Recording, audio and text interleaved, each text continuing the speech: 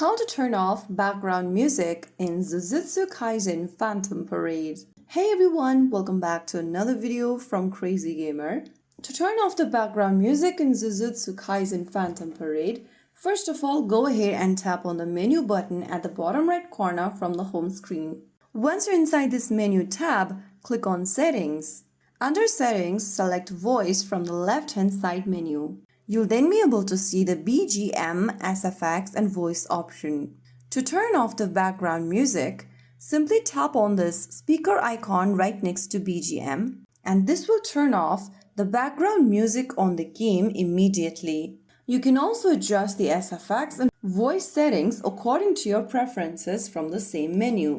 So right after you turn off the background music, close this off, and you have successfully turned off the background music in the game. Now you can enjoy Jujutsu Kaisen Phantom Parade in a quieter, more focused gaming experience, perfect for grinding, chilling, or just playing your way. If you found the video helpful, don't forget to like, share, and subscribe to our channel. I will see you again in the next video. Thank you for watching.